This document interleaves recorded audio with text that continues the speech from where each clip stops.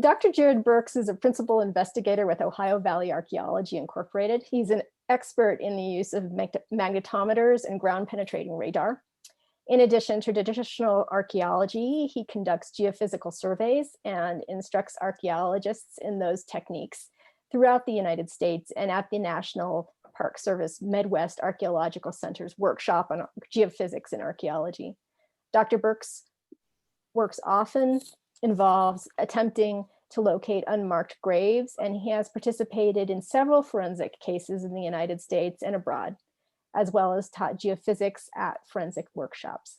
One of his great passions is relocating ancient earthworks sites through geophysical survey at Hopewell Field and other earthwork building group sites in the Middle Ohio Valley, where he has worked with groups of volunteers to map these sites. Dr. Burks is the president and founder of the Heartland Earthworks Conservancy, an organization that works to preserve Ohio's ancient American Indian mounds and earthwork sites. And I am going to go ahead and without further ado, just hand it over to Jarrod. Okay. Hopefully this works. Can you see my screen? Yes, I can see your screen. You're in presenter. There you go. All right, great. Well, thanks for inviting me to chat with you all. I know you guys think that you probably live and work in the greatest region in the country with all the archaeology out there, but and maybe that's true for the stuff that's visible above ground, for sure. But the Ohio Valley actually has a phenomenal amount of monumental architecture. It's just most of what's here is now below ground, or at least it's been plowed flat, so it's pretty tricky to see. So what I'd like to talk about today is basically my research and my hobby and my passion, and that is tracking down these ancient earthwork sites. And I'm going to start off, I'm just going to jump right into it on a project we've been working on during COVID times here. Since I'm often like a one-man show on these surveys, I do them on the weekends a lot. My day job is more traditional cultural resource management, archaeology, and using the equipment. Like this last week, we were running the radar on water behind a dam. Very strange application, but also archaeology. But when I get home on the weekends, I like to do this stuff. So this is a little earthwork, quote unquote little. It's not actually in Ohio, but just outside Ohio in Indiana. And we got permission to survey it late last year and started in. This is the 19th century map there on the left. So it looks like there are two enclosures there. And I'll talk more about what I mean by enclosure here in a minute. But imagine these geometric shapes, and maybe you can see them off there from this drone photo in the distance. These two still show up on the surface. So there they are. The map would go something like that, more or less. And so we got permission to survey this entire field out here, and this guy's farm here too. Often I start by looking at old aerial photographs, and this site has actually been talked about in the literature a fair bit and researched. And this is one of the photos that was examined from the 1930s, and you can see a couple of those large earthworks pretty easily.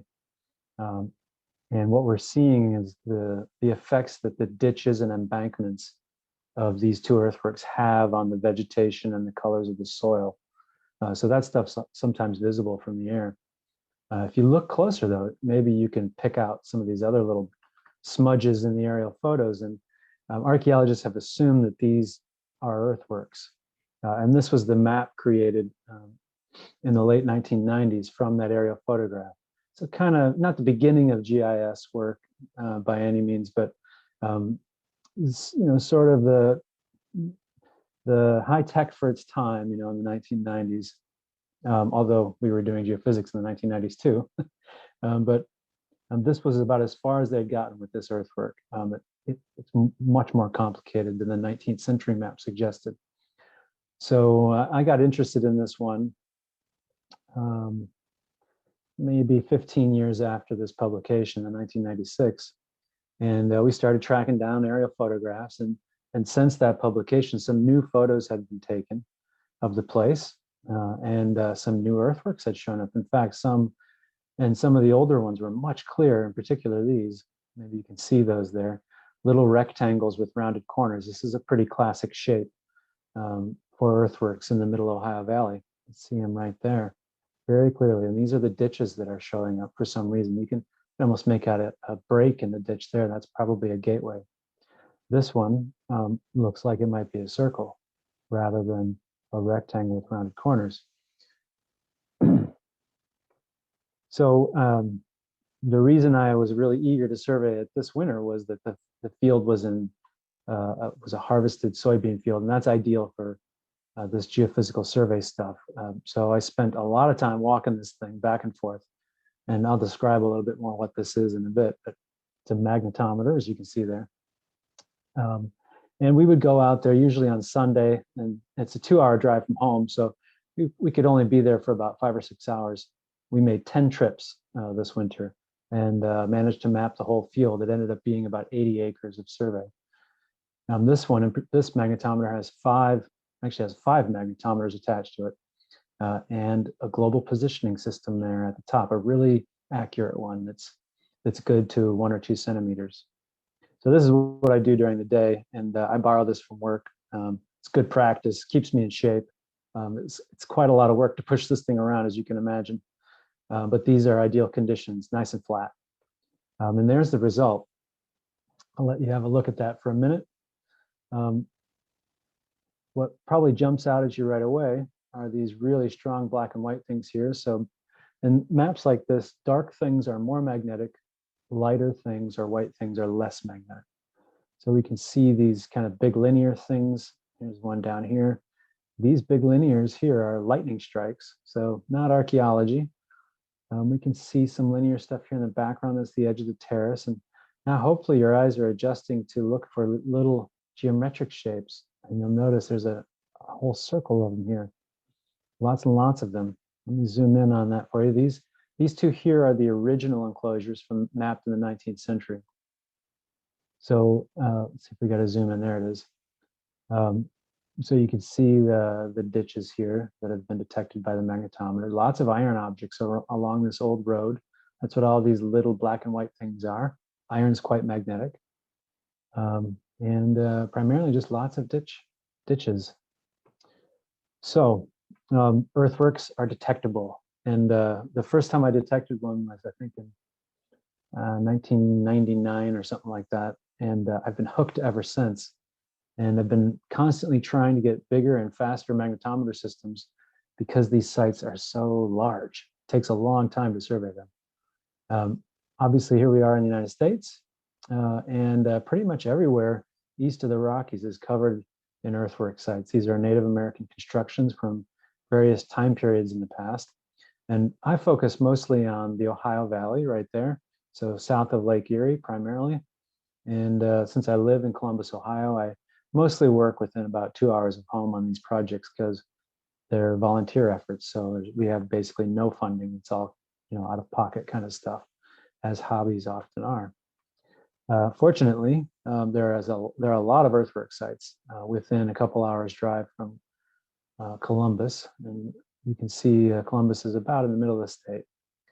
Maybe you'll notice that there's a major topographic change sort of cutting across the state at an angle here. Cleveland is up here on Lake Erie. Cincinnati is down here in the southwest corner.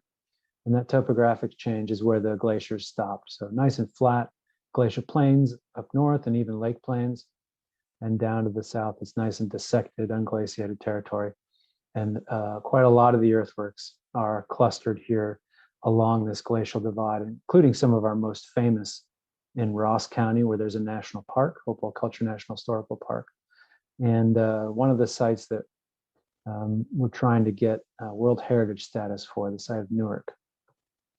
So the basis for this map, all the little dots there are from a 1914 map, actually.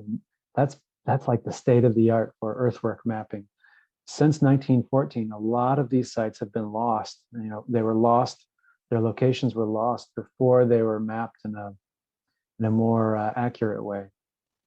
And by lost, I mean they were plowed flat and they'd become invisible.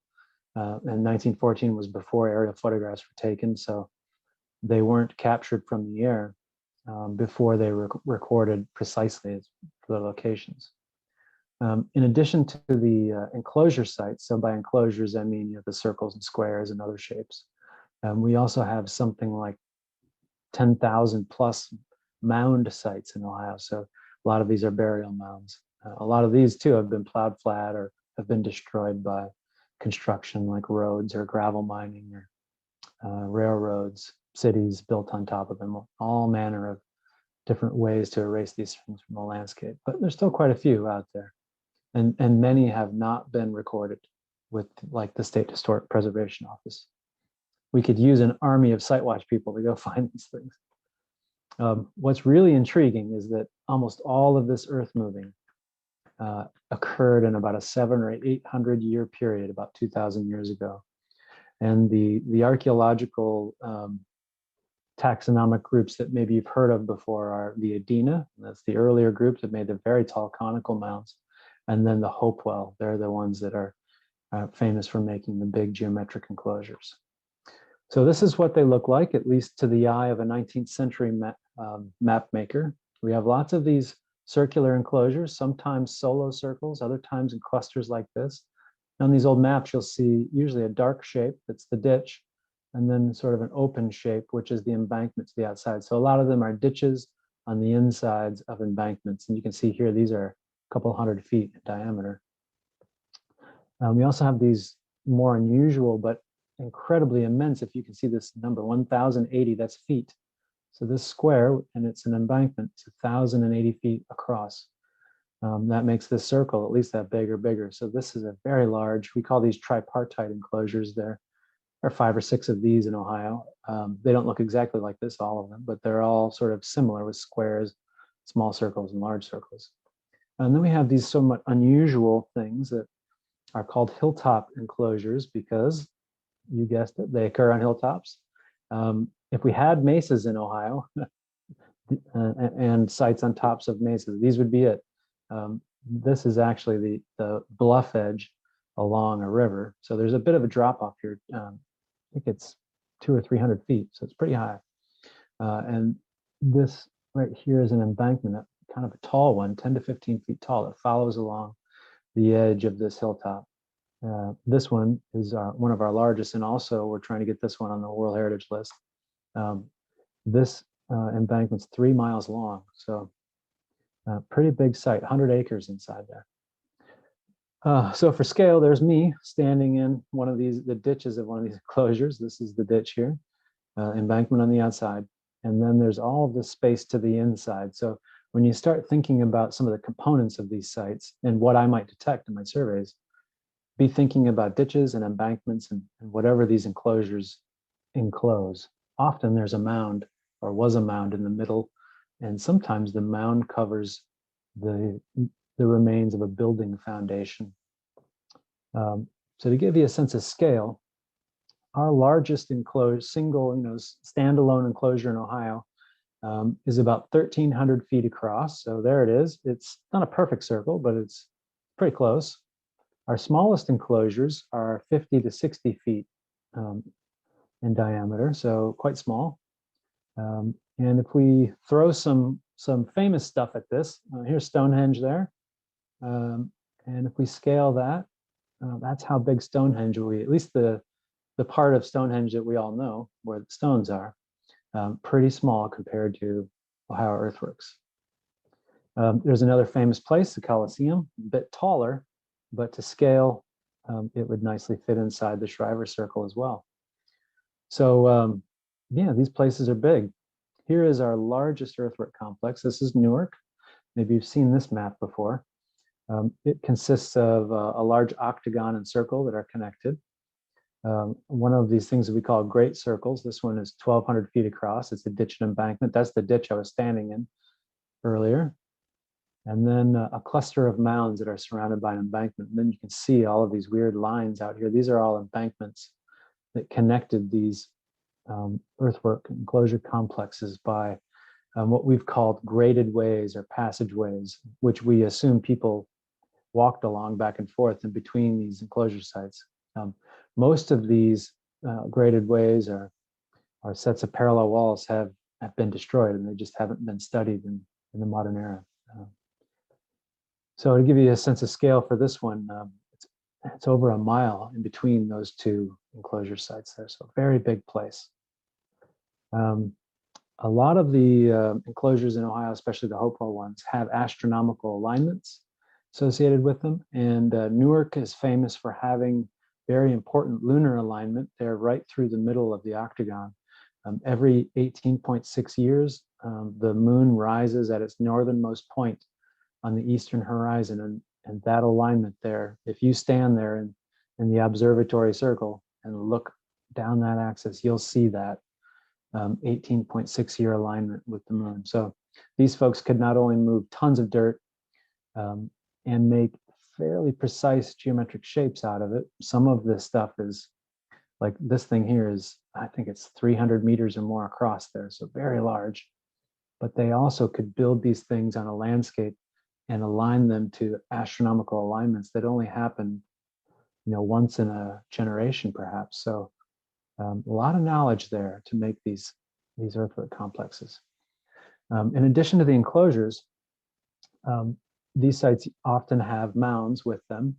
And you might think these are all burial mounds, but in fact, the mounds themselves don't typically have Hopewell burials in them, but they cover the footprints of buildings. So underneath each one of these mounds at Mound City is a pattern of post holes, the foundation of a wooden structure. And inside the structure, lots of stuff happened. Sometimes they're one building like this, fairly simple with interior support posts. That's what these are. Most of the ones at Mound City, I think maybe all of them have a clay-lined basin used for cremation of human remains and of important objects. Other buildings, like the one underneath this mound with this strange shape, you'd think this was some kind of effigy, like an animal, but in fact, that shape mimics the shape of the building underneath it. So it's a big, multi-chambered building. And this image isn't quite good enough to see what these words say, but this one says crematory. There's another crematory. So there's a bunch of crematory basins in here. And right here, this word here says cache. Something like 100 stone pipes were found on the floor of the building right here. We'll see some examples of some of these here in a minute. So this is another important component of these earthwork sites, these large buildings. This is not where people lived. These were where folks went to participate in important ceremonies and activities, like depicted here in this somewhat famous work of art that's on display at Hopewell Culture National Historical Park. So we don't know exactly what went on inside of these buildings because we've only been able to study the end result. But it's inside these buildings and on the floors of these buildings and in pits beneath the floor where all of these famous objects have been found that have been associated with the Hopewell, things made of mica and copper. Here's a couple of these pipes made of stone. These actually come from Mound City, but these are much like that cache of pipes I just mentioned from that building plan before. Okay, so that's where people were congregating, and there may have been pilgrims traveling to Ohio from really far away. We don't know exactly how far, but some of the raw materials that were brought here come all the way from Idaho even. We do have the obsidian in Ohio, although it doesn't occur here naturally. It was brought in from very far away.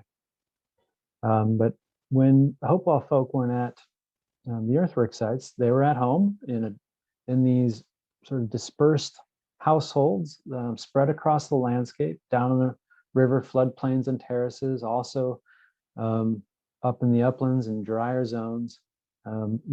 We've worked on a number of their house sites. Here's a close-up of an excavation we did in the 2000s. There you can see these are paper plates there on top of post holes. So give you a sense of what this thing looks like. It's a very large house. This one is just over, I think it's about 14 meters across, so good sized. Had 4 hearths in it. Lots of domestic refuse around this place.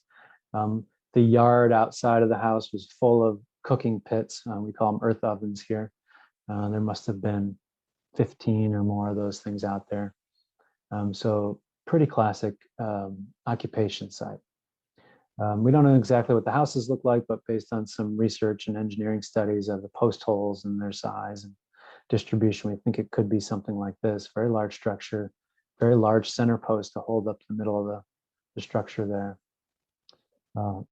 And so around these houses, they were growing these domesticated plants like chenopodium, maygrass, sunflower, we have to find that, and several other things you might think of as weeds were being grown, but no corn grown at this point yet. Corn didn't enter the Ohio Valley until fairly late.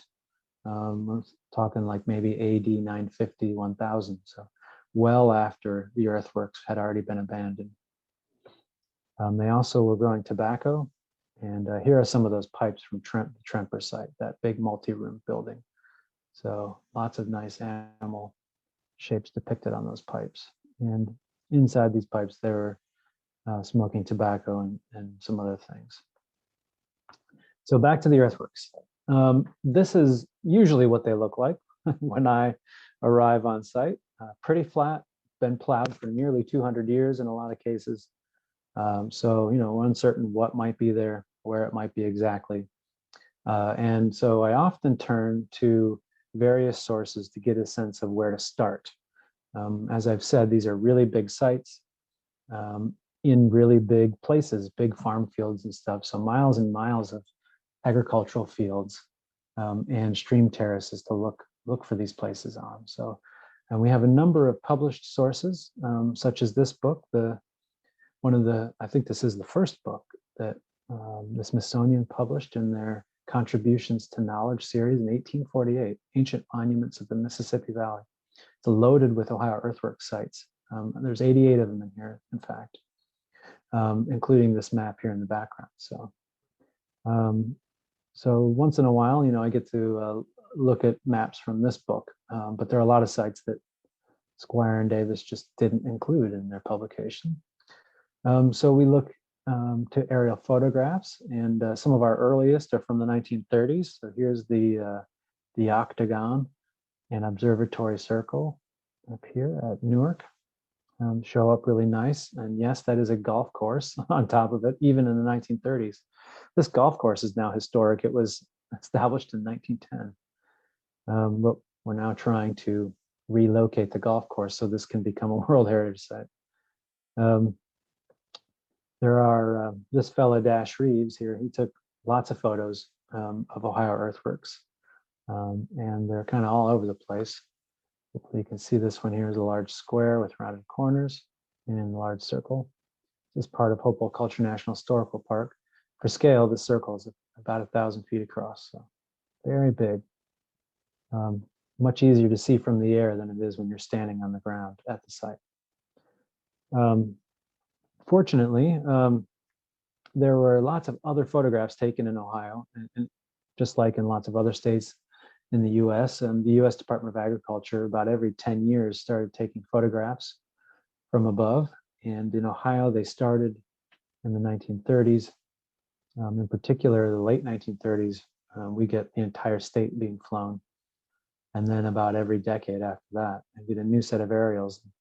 We've scanned through a lot of these looking for earthwork sites, and in the past few years, one of my colleagues has discovered maybe 20 or 30 sites that we didn't know existed, and they show up in aerial photos. They often look like this, so we can see this is a nice little rectangle or square with kind of rounded corners. This is the ditch. There's the embankment. There's a nice gateway right there, and what's fun and somewhat distressing is to plot these things on modern aerial photographs and see where they end up. And this is in somebody's backyard now. That's where it would be. So one of these days I'm going to go knock on their front door and ask them if I can do some survey work in their backyard.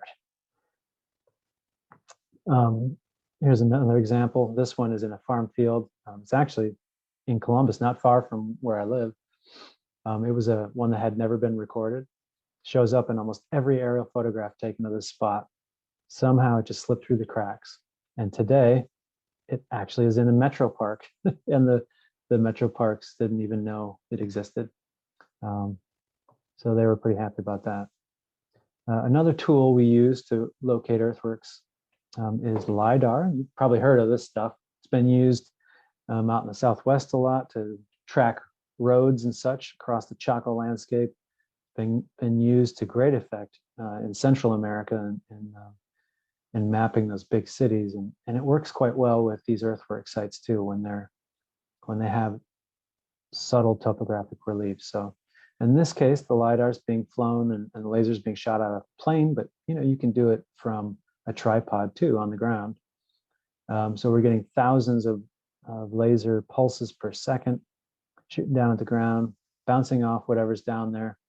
Get this nice point cloud in the end, trees and houses and whatever else is down there. We use some software to filter out all the things above ground and leave just the ground, ideally.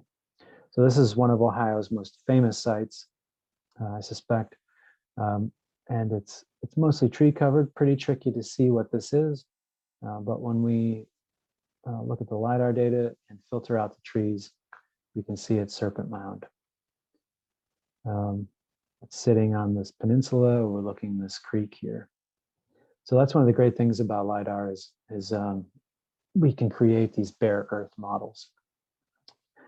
This is a really well-preserved earthwork in Ohio on private property, but it's always been covered in trees. And we can call it up on Google Earth and dial back the clock here. It's right there in the middle. And if you watch the dates up here on the top, this is just the screen grabs off Google Earth. You'll notice that there's never really a time. And if you start putting in the old USDA photos in here, the same thing happens. It's always covered in trees, but LiDAR to the rescue makes it pretty easy to see what's underneath there. So nice ditch and embankment, 2 enclosures there. And then lately we've been flying sites with drones and taking lots and lots and lots of photographs, hundreds, sometimes thousands, pointing straight down, and then using the process called photogrammetry to turn those photographs into topographic maps. And this is a site we've tried this at. You'll notice this is the very creative map of this site. It doesn't look like much, but it has 3 mounds, some kind of circular enclosure, and then whatever this thing is. So this was the only published map of this site. So this mound back here in the background is this mound here, D. So there should be some kind of circular enclosure here by these people. These other mounds are back here in the trees. So that's been one of the challenges with this site is it does show up in LiDAR, but the LiDAR data aren't that great because there just was too much underbrush and trees. So we got in touch with the landowners and we've been working with them, and they have set aside this parcel of land now as a preserve. And we've worked with them pretty hard to clear out all the underbrush, and then we left the trees there, but got rid of all of the underbrush and then waited till autumn and then flew over with the drone and took a bunch of photographs. And then this was the result. So I clipped out all of the trees from the photogrammetry model. These kind of crunchy looking areas, that's where there was a lot of brush and stuff still on the ground. But in here, this is the mowed grass, and then this is the area where the trees were. And so what I've done here is I've just, I keep changing the light angle on this animated image here and it helps highlight different things on this image. So you can see the mounds clearly. You can see looter pits in the tops of the mounds. This is another mound down here in the lower right. And then maybe you noticed this thing here. This is an embankment and a ditch that surround the enclosure. Those were never noticed before. We first picked them up in a magnetic survey over here, and then discovered that they were visible in LiDAR data, and then flew the site, about a decade later with the drone and took photographs. And we were really interested in this area here because we think this may be the gate, so the entrance into this site. And finally, a lot of sites aren't visible from above topographically or in aerial photographs. So that's where I come in, running these geophysical survey instruments. There are lots of different tools to choose from, and you've probably heard of ground penetrating radar. This one's a little more esoteric, is an electromagnetic conductivity meter. And then we also have these things that are now towed with this UTV here. This is a magnetometer array, so there are 5 there that we drive back and forth really fast across farm fields trying to find things. And that's what I want to show you a bunch of now is magnetic data, because the Earthworks really seem to show up best in magnetic data. I started with this magnetometer back in 2001, a handheld single magnetometer, could do about 1 acre a day. And it took forever since some of these earthwork sites are over 100 acres in size. But with the handheld instruments, you collect data in grids, you walk along lines like this back and forth all day long, straight lines. And with the ones that we tow with a UTV or an ATV, those are attached to a fancy GPS that keeps track of where the data are being collected. So you don't need to collect the data in a grid. And this is the result often. So here's one of these earthwork sites in South Central Ohio. What you see, and I did this with a cart-based magnetometer that I pushed and collected data in grid squares. So I had to walk in straight lines, but this is a very big area, 55 acres. And you can see here in the background an old stream channel. This is all farm field today, or it was when I did the survey. There's a stream channel. It's no longer has water in it. And so you can see how complex that is. This is the edge of the terrace. So this is kind of high ground over here where the earthworks are, low ground over here to the left. There's the stream today. And let's see, we'll zoom in here on one of these little ones. So this is a ditch that we've detected, about 20 meters across, and it's faint, but you can just barely make out the foundation of an embankment wall right around it. These guys here, I'm going to zoom in on this spot here. This is a road right here, but just underneath the road, you can just barely make out faint traces of what look to be geometric enclosures. This one's square. This one is one of these rectangles with rounded corners. There's the gateway. These are ditches that we're seeing. So some kind of soil has gotten into these ditches, and it's topsoil. So topsoil, so organic rich soil, tends to be a little bit more magnetic than the clayey subsoil that's common around here in Ohio. So that's what we're detecting there, is that slightly more magnetic topsoil. Here's a cluster of 3 there on this end of the field. We'll zoom in on it. And just off to the left here is a barn. So this is a barn lot, lots of old wire fences were in here. So it's quite busy with iron objects. But in the background there, we can clearly see the crescent-shaped ditch with an embankment around it. Or this is really flat here. So this is the foundation, very plowed down of an embankment. There's another one of these squares with rounded corners. And then you can just barely make out another one over here. There was a milk barn on top of this. In fact, there's still a concrete foundation in here. So pretty tough to see that through all those iron objects. Maybe you've also noticed the more subtle things that are in this magnetic map. And I'm pointing at one here with this blue arrow. You see that kind of circular thing there? There are a bunch of them in there. These are circles of very large posts, probably telephone pole sized post holes. We call these post circles, or sometimes they're called Woodhenges. And this is a wooden version of an earthen enclosure. So Hopewell folks were also making these Woodhenge enclosures. And in some cases, these wooden enclosures became earthen enclosures, or wooden enclosures were built inside of earthen enclosures. And you'll notice inside the crescent here, there's a nice little circle there. So I was pretty excited about these results because here we have some overlap between a post circle and an earthen enclosure. And it'd be pretty hard to build a post circle if there was an embankment of dirt and a ditch there. So one can guess, that the post circle came first, and then the wooden or the earthen enclosures was built second, and that's been confirmed through excavation. So these places were dynamic. They were used for many generations, some cases for hundreds and hundreds of years based on radiocarbon dates.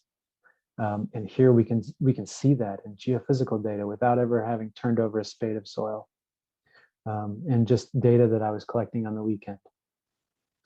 So pretty handy stuff. In the end, we ended up with this interpretive map. So we've got 12 ditch and embankment enclosures, 9 post circles, and 3 of these sort of slight ditch trench enclosures. We're not sure if these had embankments with them. They probably did, but the embankments didn't show up. And for a total of 24 enclosures, and these are the original ones that were mapped in the 19th century. So this is why I love going out and surveying these places, because we just really don't know how complex these are, because the 19th century maps really are the tip of the iceberg for what's present. And I would add that the magnetic survey results are also still just the tip of the iceberg. There's a lot more architecture there that even we haven't detected in the geophysical data. Just to throw some more examples at you, a friend of mine loves to scan Google Earth. He spotted an enclosure here along this river. It had been undocumented up until this point. This was in 2012. Can you see the circle there? It's hard to make out. It's right there. You can zoom in on it and adjust the image contrast a bit, and it helps pull it out. Looks like a nice, perfect circle. So we got permission to go out there.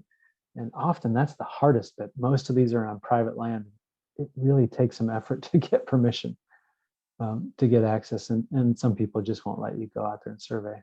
But there's the magnetic survey result. So real nice ditch in the data, nice perfect circle. It has some openings. So there's a typical kind of what we call a gateway. This big gap here, not sure what that's all about. This is one of the only ones I've ever seen that on.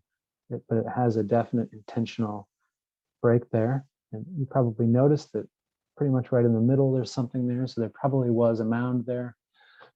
And the mound likely covered the remains of some kind of building. And inside it, these smaller magnetic features in here, these may be crematory basins or other kinds of pit features. So this is one of these ceremonial or sacred sites. People probably were cremated here or buried here. But people did not live here. That colleague of mine who had been examining old USDA aerial photos, and I said found 3 or 4 dozen new ones. This was one of the last ones he spotted, and it's a doozy. This thing is about 1,000 feet across. So, and it, as far as we know, it's all by itself. There are only 3 other standalone circular enclosures in the state of this scale. And so this is a 4th one. So pretty rare, never before documented. So I was pretty eager to get access to this one to run a magnetic survey. And this one, it took me several years to get access and finally found a way. We did this survey this winter. There's what the landscape looks like in LiDAR bare earth model. So you can see this is on a terrace overlooking a creek. And it's in this weird ancient cutout here. So this is a very, very ancient stream, worked its way through here and carved off this terrace. And this little stream down here, it can't get up here. This is very high ground up here compared to the modern floodplain. So this is an earthwork sitting on an ancient stream terrace. And it just doesn't show up in the LiDAR data. So part of the reason why it was never noticed before. We took the mag card out there and spent, I think, 5 or 6 weekends doing this. This one's a little closer to home, only about an hour drive. And there's the result just before Christmas, last Christmas. It was in a bean field, so fairly easy data collection. Still a lot of walking though. And we can see there's the circular enclosure. So in fact, it is an enclosure. Let's see what else we got. We'll zoom in on that, get a closer look there. And what we've detected is a nice lightning strike there. There's an old fence line there, so modern stuff. But we've got the ditch there. Just a very faint remains, I think, of an embankment on the inside of the ditch, which is rare. There are only a few of those enclosures in Ohio. And then one of the things I was really keen on detecting on this one is whether or not there was something in the middle of this large circular enclosure, and if it had gateways. The gateways are tough to see. There could be 3 of them, maybe more. But in the middle, something did show up, and it's quite faint. But let's zoom in on it and have a look and see if you can pick it out. It's right there, inside that circle. Maybe you can see just the faintest hint right there of something. You keep following it around, it makes a pretty nice circle. And this is smack dab in the geometric center of the circle. So I suspect this is some kind of Woodhenge or other kind of circular enclosure. There probably had been a mound on top of it at some point, but it all got plowed so flat so quickly that it never was recorded. Then we have a really classic lightning strike over here on the left. And then maybe you spotted some other weird stuff at this site, especially back here. Look at that stuff back there. These are very large pit features. We haven't excavated any yet, but this is pretty typical for pit features. It could be areas of burning. They could even be borrow pits for mining something like sand out of the ground. This is pretty sandy ground at this site. But you can see here there's a line of them. And then back here, there's a very large cluster all in one spot. We have no idea what this stuff is. We've never seen anything quite like this before at an earthwork site. So it's another one of the exciting things about doing these large area magnetic surveys. Is you find things that you just didn't know existed, and they're often, some distance away from the earthwork. So even though many, many, many mounds have been excavated in Ohio, excavation just takes so long, and these sites are so huge that there's so many unique things yet to be discovered. This is one of those things. Pit features of various sorts positioned at very specific places around these sites. Okay, so I'm getting close to the end here. And what I wanted to share with you now is why I do this stuff. It's really fun to find all these cool earthwork sites. It's great exercise too. So I get to walk miles and miles and miles pushing the magnetometer cart. Another reason is, as Jessica mentioned before, I'm the president and a co-founder of an organization called the Heartland Earthworks Conservancy. And part of our mission is to, go out and survey these places and sort of bring them back into the modern consciousness. We help inform landowners of what they have on their properties and encourage them to preserve them in some way if they can. So some of them have been preserved that way, set aside in conservation easements. That's happened. And then we also sometimes have the opportunity to help purchase sites. And this was the first one we helped purchase. I'd done this magnetic survey back in 2005, 2006. And while I was out there collecting data, I was thinking, really would be a shame if they built a housing development on this place. And, it wasn't long before it was in 2014, somebody sent me this. The site's going up for auction. It's located close to the road and right at the edge of town. It's prime ground for housing development. Everybody was like, okay, you guys gonna buy it? Like, well, how big is it? Oh, it's in a 100-acre field, and property in this area goes for something like $5,000 an acre. And we started doing the math, and I mean, even an archaeologist can do that math. Whoa, that is very expensive. Not sure we can raise enough money, but we figured we'd give it a go. And it was one of those crowdfunded sort of things. We just started calling people, emailing people, getting donations. And there were lots of us working on this. Our organization was just one of several organizations. The Archaeological Conservancy was involved. And ultimately, we raised, I think, $350,000 in 14 days. I think, it was 11 days. And that money was used as a match to get a much larger grant. And it went to public auction.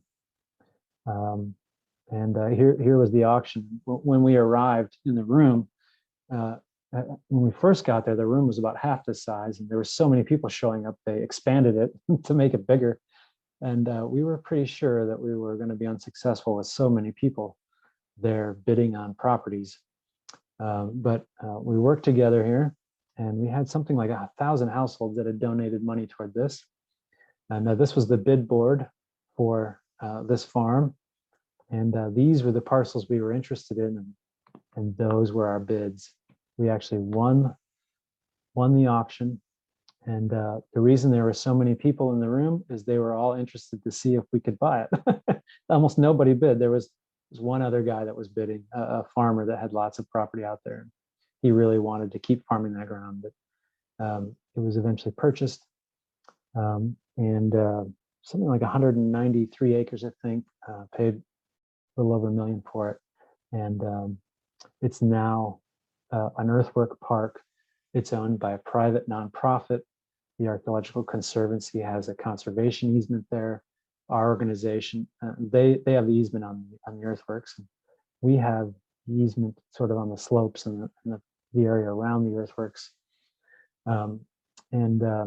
What has happened now at the site is it's been planted in, most of the property has been planted in prairie grasses and flowers and such. And it's just gorgeous, and lots of somewhat rare ground nesting birds are coming back to the area because of that. And we wanted to interpret this site for the public. I mean, it used to be a cornfield, so it's pretty flat, like almost glacially flat.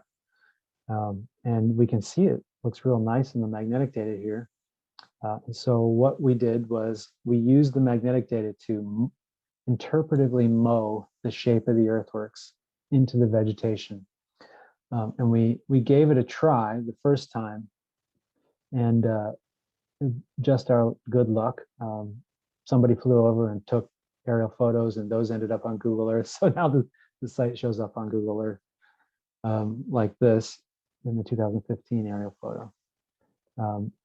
And so we've since, you can see that this is that place. We've put in a parking lot. There are now walking paths. The earthworks are mowed in there. We have, our organization has created some signage, interpretive signs out there. And we've also created an app that's available through Google Play or the App Store on Apple products, an app that's specific to this site. So you can walk around on a map of the site. If you're holding your phone, you can see where you're at as you walk around on the trails. There are videos on the app you can watch that interpret the place and tell kind of the story of Ohio earthworks and such. And it's pretty cool little laboratory, for seeing what we can do to help the public really understand what they live on and what's in their backyards. Quite an amazing archaeological record full of monumental architecture from 2,000 years ago that almost nobody knows about in Ohio. So that's what we do. And with that, I'm at the end and happy to take questions. Hey, so we have two questions already. The first one is do you ever find wood in the circle? And if so, can it be dated? Wood in the post holes and such? They said circles, but maybe post holes would work too. Yeah. Oh, yeah. Lots of burned things. In addition to building earthworks and digging lots of dirt, the Hopewell were pyromaniacs. So they burned lots of stuff: people, objects, wood. Those buildings that were there that eventually were covered by mounds, a lot of those buildings were burned down. So in some cases, the mounds were piled onto the remains of the buildings while they were still smoldering, so you've got charred logs preserved in place. Yeah, so lots of that has been found, especially in the 19th century, unfortunately, or fortunately, maybe. I mean, not many mounds are dug these days, like almost none, because we try to avoid and preserve those in place and not, exhume any human remains. But lots of them were dug in the 1800s, early 1900s. And so there are lots of charred things in museum collections that can be radiocarbon dated or further studied. Then I have a question. It says alignments in steel group. Are there alignments in steel group? Not really any that we've noticed so far, but there are so many opportunities, right? That's the thing with these little enclosures. Like, look at this one here. All the gateways point in different directions. And often when you stand in the middle of these things and look off through the gateways, off on the horizon, you can see, higher points in the hills. So it's like, are these things aligned to bumps on the horizon, and do those alignments catch certain astronomical events? So there are people that study these, and there are a fair number of solar alignments, equinoxes and that kind of thing. I don't know that there are any major ones at Steel Group or here at Junction. Those, I think astronomical alignments pick up more later in time. So these earthworks could be slightly earlier, and maybe there aren't quite as many encoded in the earthworks at this early date. So these might be AD 100 or so. And the really big Hopewell earthworks are more like AD 200 to 300 or so. Surely folks at this time were making astronomical observations, but we don't find quite as many encoded into the enclosures. Okay, so I have 3 more questions. Somebody would like to know the name and location of the preserve again. This one here? Yes, I believe so. This one is called the Junction Group, or the Junction Earthworks, and it's located in Chillicothe, Ohio. So if you get on Google Earth and type in Chillicothe, Ohio, you'll just look for it. You'll see it. It's easy to see from the air, but it's at the southwest corner of town. Okay. And so 2 questions. Not sure and the purpose of the ditches and embankments to the structures. Protection question. 2, you mentioned that when structures were abandoned, conjecture on why the ancients left. Oh, why did they stop using them? That's a very good question. And even in a broader sense, why did they stop building earthworks altogether? It all came, it seems, especially in archaeological time, to a screeching halt about AD 450 or so. Just shoot, no more earthwork building. And folks then started moving into what would be some of the first real villages in Ohio. Lots of different houses in one spot, and some of these villages are barricaded with embankments and palisade walls. Especially in central Ohio, we have a number of those. Like, what happened? And I hate to say it, but we don't know. As is true with lots of monumental architecture sites, right? Why did they stop making them? There doesn't seem to be any signs of major aggression, so it's not like they're warring with neighbors. The scale of these things is massive until the very end, and we even see some mounds that kind of go past that date a little bit into the 400s, and they still have a few objects, Hopewell objects in them. It's like the last generation's stuff that they're dealing with, and then the grandkids just don't bother with it anymore. So you can imagine that every possibility has been thought of, like cultural fatigue, because who wants to dig all that dirt up? Just getting sick of it. Going to get all that fancy stuff, copper and mica, takes a heck of a lot of effort to accumulate all that stuff, only to just bury it underneath the mounds. But there's also environmental variables. There are some things happening on a global scale, and kind of right around that time in the early 500s, big volcanoes going off. Don't know if any of that was involved, but these folks are starting to rely pretty heavily on plants that they're growing, Chenopodium in particular. It really shows up in numbers in the archaeological record. And if they're storing this stuff, and it's really important to have that to get through the winter, then you can imagine if it becomes scarce, there could be a problem. And it may be that these barricaded villages are barricaded because people are starting to, try to keep their stored food resources for the winter safe from other people. So that could be an issue, but we don't know. So if you know any young folks that want to go to college and study something important, that's a great topic. There are very few hopeful archaeologists working in the field these days. I can count them on my hands almost. So yeah, we would love to have people come study hopeful, and I know of a few dozen earthwork sites you could work on, maybe more. Yeah, one challenge though is that these are places where people were buried, so we try not to, excavate human remains anymore. But there's still lots of questions that can be answered while avoiding burial places. Yes. Well, you've got few people saying excellent project. Thank you, thank you, thank you, thank you. And thank you very much for joining us and bringing a little part of Santa Fe. You're welcome. Don't look over the fence, really need to see, big scale sites and what's going on with those when they're not, necessarily.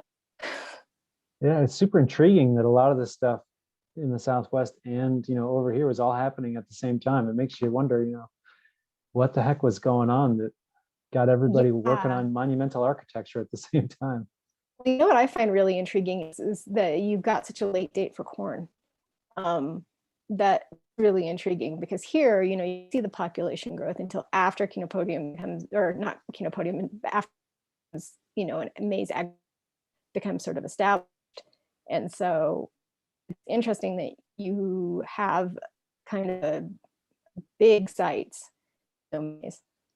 Well, big earthwork sites, but Yeah, not big settlements. So I don't know that there is really a population, boom at this time, but they're darn well fed, that's for sure. I mean, they have lots of energy to move all this dirt around. My back hurt just looking at it. Yeah, just looking at that. Yeah, and they did it all with, everybody says, with digging sticks and baskets. And I'm guessing they're not out there with just a little cruddy stick digging holes. They probably have some sophisticated wooden digging implements, probably shovel-like or pickaxe. It's rare, but a few cases have been found where the digging tool, like impressions of it, have been found in the soil from where they were mattocking away at the clay. And they look like basically a pickaxe in those cases, about the same width, as the blade of a pickaxe, a few inches across. It's a lot of work, the digging bit, and it's a heck of a lot of work to engineer these things too. To conceive of them and to get out there on the ground and plan them. I mean, think about it. I have a hard time using a transit to make a perfect circle 1,000 feet across. How did you do it back then without that nice laser transit or the RTK GPS, Yeah. Patience. Something, and they're not just making circles, because we can all probably think of an easy way to make a perfect circle. Just get a bunch of people and hold hands and rotate around a center point and you got yourself a circle. But how do you turn that into a square or an octagon? Or why would you even bother to turn it into a square with rounded corners? But they did it. So lots of great questions yet to answer. Yeah. All right. Well, thank you very much. Let's see what. Thank you. Somebody says they grew up in Fayette County next to Wayne. Exciting. So. Fayette County, Ohio. Apparently so, next to Wayne. Oh. So. Wayne, is that a town? I do know that Fayette County is. It's just upstream from this place, like one county. Indiana. So they're Indiana. Right. Yeah, that's where that first example was that I showed you with all those little enclosures in a circle. That's in Wayne County, Indiana. That is, I would bet at some point, Indiana is going to have a lot of this sort of stuff to reveal as well. There are a few really cool sites like that one that are known. but there must be a bunch more out there. It's almost like that's Ohio, only in Indiana. Interesting. All right, well, Jarrod, thank you so much for coming, and we all appreciate it. All right, enjoy the rest of your weekend. I guess you're just about over. We're just about wrapping up. I have a database reporting system that we're premiering, and we'll see whether people like that and take comments, and then we'll be